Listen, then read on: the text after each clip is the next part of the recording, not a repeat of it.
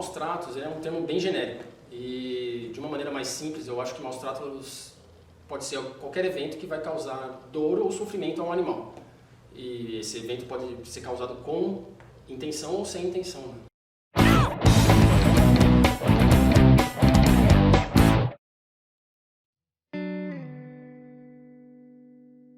A relação do homem com o animal, né, a relação do animal com a sociedade, ela é muito antiga, né? O animal, houve uma relação de caça e presa, né?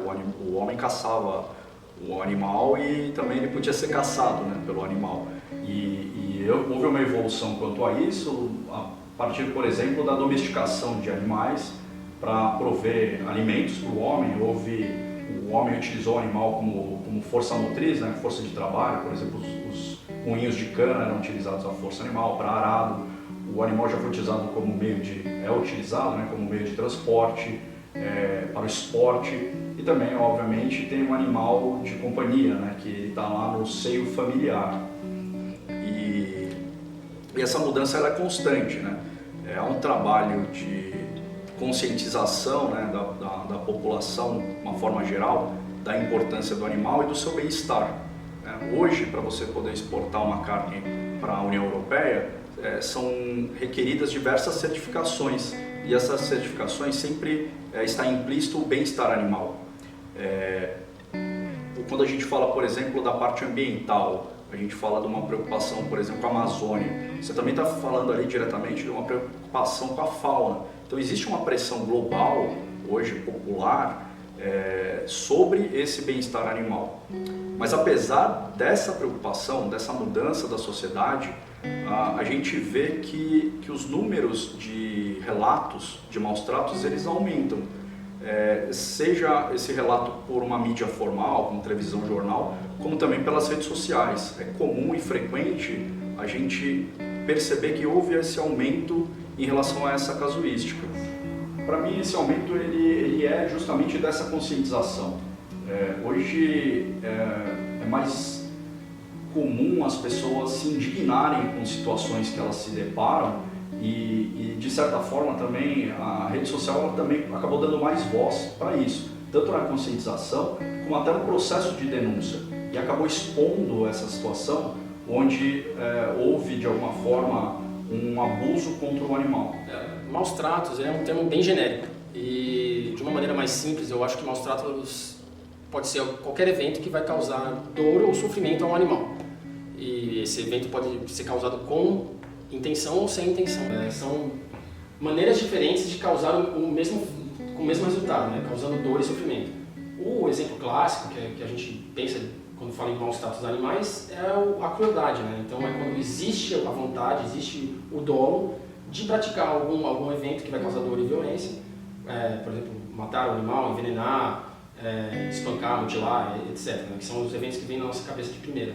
Mas, por exemplo, se você pensar com o maus tratos, ele também pode ser caracterizado quando não existe assistência veterinária. Por exemplo, um animal que está precisando de socorro e o tutor não fornece essa assistência.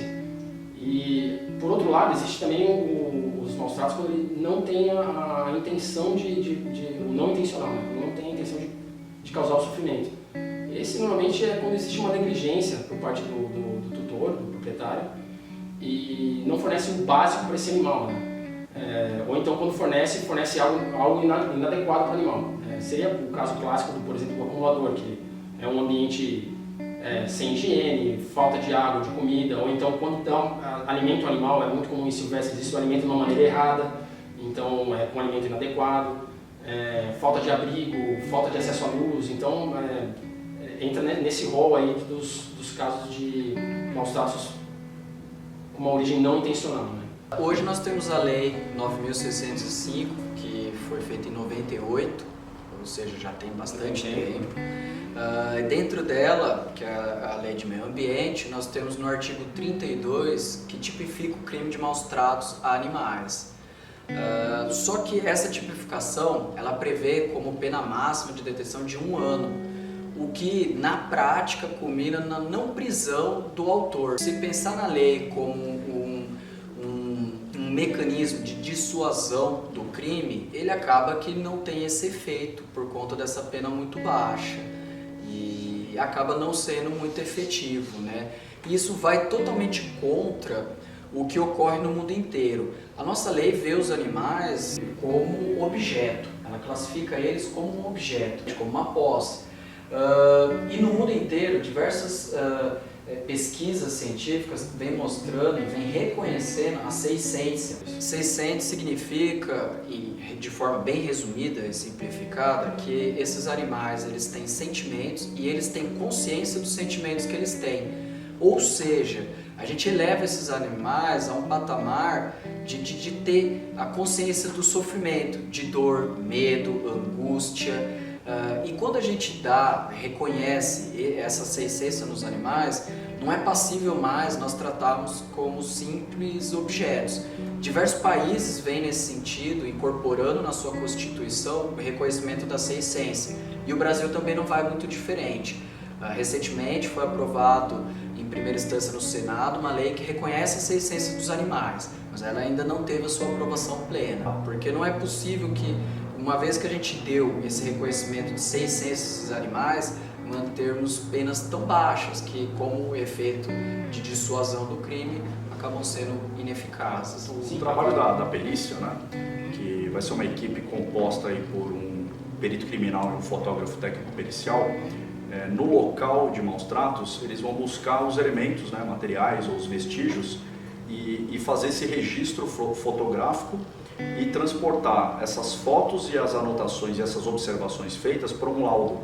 Esse laudo ele vai ser apresentado ao delegado de polícia, né, e através desse laudo é o que a gente acaba determinando popularmente, né, como a busca por provas. Então essas provas, esse laudo, ele vai ser apresentado através do delegado de polícia como uma acusação para o Ministério Público, onde vão tentar caracterizar esse crime como crime de maus tratos. Então, a busca é por vestígios, né, e materializar esses vestígios, né, através do laudo e seus anexos fotográficos. Então, quando vamos ao homicídio, você pode, acaba sendo feita a pesquisa de projéteis, estojos, as lesões na vítima, e no local de maus tratos a gente faz essa avaliação de lesões, né, na vítima, acaba buscando também por vestígios ambientais, no caso o fornecimento inadequado de alimento, né, ou a ausência, né, desse alimento, verificar se havia água disponível em abundância para esse animal, se esse animal estava acorrentado, né, então todos esses itens que a gente observa, essas características, elas coligidas, né, elas trabalhadas de uma forma em conjunto, é uma materialização e uma confirmação de que estava ocorrendo ali o crime do maus tratos, e a partir disso é possível fazer a denúncia ao Ministério Público. Com certeza, primeiro existe uma mudança da sociedade, né? Começa a enxergar o animal de uma maneira diferente, uma coisa que a gente via 50 anos atrás não é mais aceita hoje em dia. Mas acho que a questão fundamental nisso é entender maus tratos como um crime que está relacionado com outros diversos crimes, né? A criminologia tem uma teoria que chama teoria dos elos, né? Então os crimes estão relacionados uns com os outros.